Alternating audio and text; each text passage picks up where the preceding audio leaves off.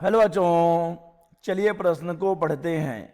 एक प्रेक्षक ध्वनि की वेग की 1/5 वेग से स्थिर स्रोत की ओर बढ़ रहा है।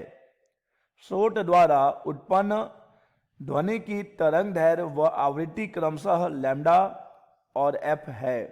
प्रेक्षक द्वारा प्रेक्षित आभासी तरंग दैर्घ्य व आवृत्ति होगी। दिए गए विकल्प में A 0.8 F 0.8 lambda, B 1.2 F 1.2 lambda, C 1.2 F lambda या फिर डी एफ 1.2 लैम्डा।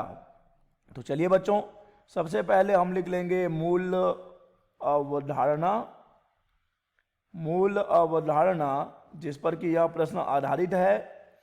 यह प्रश्न आधारित है बच्चों डॉपलर प्रभाव पर। डॉपलर प्रभाव, तो चलिए पहले समझ लेते हैं कि क्या होता है डॉपलर प्रभाव। बच्चों, जब कभी ध्वनि स्रोत और श्रोता के बीच आपेक्षिक गति होती है, जब कभी ध्वनि स्रोत और श्रोता के बीच आपेक्षिक गति होती है, तब श्रोता को ध्वनि स्रोत की आवृत्ति में परिवर्तन प्रतीत होता है। ठीक है बच्चों, आवृत्ति में परिवर्तन, और हम बोल रहे हैं प्रतीत होता है, परिवर्तन प्रतीत होता है, अर्थात बच्चों आवृत्ति में आभासी परिवर्तन, ऐसा हमारे श्रोता को लग रहा है, यह वास्तविक परिवर्तन नहीं है। और बच्चों आवृत्ति में होने वाले इसी आभासी परिवर्तन को हम नाम देते हैं डॉपलर प्रभाव का।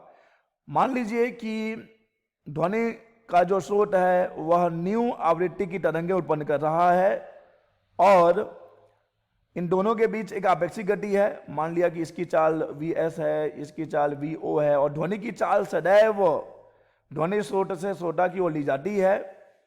तो अब श्रोता को एक आभासी आवृत्ति न्यू डैश प्रतीत होगी।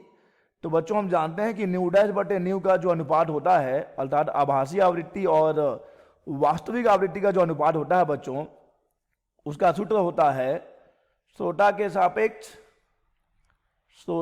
सापेक्ष ध्वनि का वेग, श्रोता के सापेक्ष ध्वनि का वेग बटा स्रोत के सापेक्ष ध्वनि का वेग, स्रोत के सापेक्ष ध्वनि का वेग। तो बच्चों इसे हम लिख सकते हैं न्यू डैश बटा न्यू बराबर v plus minus v o भागित v plus minus v S.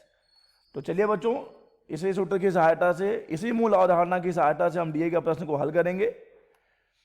बच्चों यहां पर कहा जा रहा है कि एक प्रेक्षक स्थिर स्रोत की ओर, तो हमारा स्रोत मान लीजिए ध्वनि का स्रोत यहां पर कहीं है, यह ध्वनि का स्रोत जो कि स्थिर है, यानी Vs का मान तो 0 है बच्चों, और हमारा श्रोता यहां पर कहीं जो चल रहा है किसकी ओर, ध्वनि स्रोत की ओर, और इसकी चाल ध्वनि की चाल का 1/5 है, और ध्वनि की चाल सदैव ध्वनि स्रोत से श्रोता की ओर ली जाती है।